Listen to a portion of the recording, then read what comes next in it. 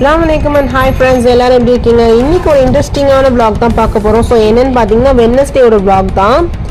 So இந்த video போடணும்னு போட முடியல. சோ கொஞ்சம் லேட் ஆயிடுச்சு. சோ ஃபர்ஸ்ட் டைம் நம்ம சேனலுக்கு இப்பதான் நீங்க வரீங்கன்னு சொன்னா மறக்காம ஸ்வீட் எஸ்கேப் ட்ரீம் சேனலை சப்ஸ்கிரைப் பண்ணி வச்சுக்கோங்க. அப்படியே பக்கத்துல இருக்க பெல் ஐகானை கிளிக் பண்ணி வச்சுக்கோங்க. வாங்க வீடியோக்குள்ள போகலாம். வெட்னஸ்டே ஒரு ஏர்லி மார்னிங் பாத்தீங்கன்னா ஒரு பெட்டரான ரொம்ப சூப்பரான ஒரு காஃபி குடிச்சிட்டு அந்த டே ஸ்டார்ட் பண்ணோம்.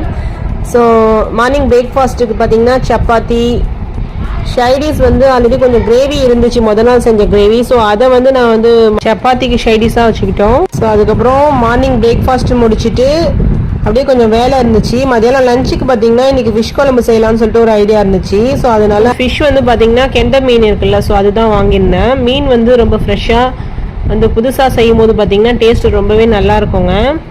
ஸோ அதனால ஃபிஷ் குழம்பு நாங்கள் ரெடி பண்ணிட்டு இருந்தேன். ஸோ மண்சட்டியில் செய்யும் போது பார்த்தீங்கன்னா ஃபிஷ் குழம்போட டேஸ்ட் என்ஹான்ஸ் பண்ணி கொடுக்கும். ஸோ உங்கள் எல்லாருக்குமே தெரியும் மண்சட்டியில் செய்கிற குழம்பு டேஸ்ட் எப்படி இருக்குன்னு சொல்லிட்டு. ஸோ அந்த காலத்தில் பார்த்தீங்கன்னா மண்சட்டியில் தான் செய்வாங்க. ஸோ இந்த மாதிரி செய்யும் போது இந்த மீன் குழம்போட டேஸ்ட் இன்னும் கூட்டி கொடுக்கும். ஸோ அதுவும் கெண்டை மீன்னா சொல்லவே தேவையில்லை, ரொம்ப நல்லா இருந்துச்சுங்க. ஸோ இது பார்த்தீங்கன்னா ஒரிஜினல் கெண்டை மீன் கொஞ்சம் காஸ்ட்லியான ஃபிஷ்ஷு. ஸோ நார்மலாக நம்ம வாங்குவோம்ல, ஸோ அந்த மீனை விடவே பார்த்தீங்கன்னா ரொம்ப டேஸ்ட்டு நல்லா இருக்குங்க. ஏன்னா இது கறி மீன் மாதிரி இருக்குங்க. ஸோ அந்த அளவுக்கு ஒரு டேஸ்ட் கொடுக்கும் இந்த மீன்.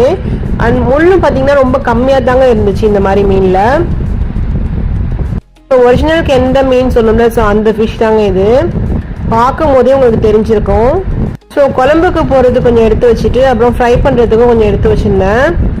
ஸோ பாருங்கள் மண்டை எவ்வளோ பெருசாக இருக்குன்னு சொல்லிட்டு. ஸோ இந்த ஃபிஷ் பார்த்தீங்கன்னா நம்ம குழம்புக்கு போட்டுட்டு பாக்கி ஃப்ரை பண்ணுறதுக்காக இந்த ஃபிஷ்ஷை நம்ம எடுத்து வச்சுருக்கோம். ஸோ இது பார்த்தீங்கன்னா ரொம்ப முள்ளுனா இருக்காது. அண்ட் நீங்கள் குழம்புல போட்டாலும் நல்லாயிருக்கும், நீங்கள் ஃப்ரை பண்ணி சாப்பிட்டாலும் பார்த்தீங்கன்னா ரொம்ப நல்லாயிருக்கும். ஸோ அதுக்கான கரெக்டான மசாலா நம்ம போட்டு ஃப்ரை பண்ணி எடுக்கணும், அப்போ தான் இன்னொரு நல்ல டேஸ்ட் கிடைக்கும். உங்களுக்கு இந்த மாதிரி மீன்லாம் கிடச்சிச்சுன்னா கண்டிப்பாக வாங்கி செஞ்சு சாப்பிட்டு பாருங்கள், ரொம்ப டேஸ்ட்டாக இருக்குங்க இந்த குழம்பு. அதே மாதிரி இந்த மீன் நம்மளோட ஃபுட்டில் சேர்த்துக்கணும். அதாவது இந்த மீன் நம்ம எந்த அளவு ஃபுட்டில் சேர்த்துக்கிறோமோ அவ்வளோ நமக்கு உடம்புக்கு ரொம்ப ஹெல்த்துங்க.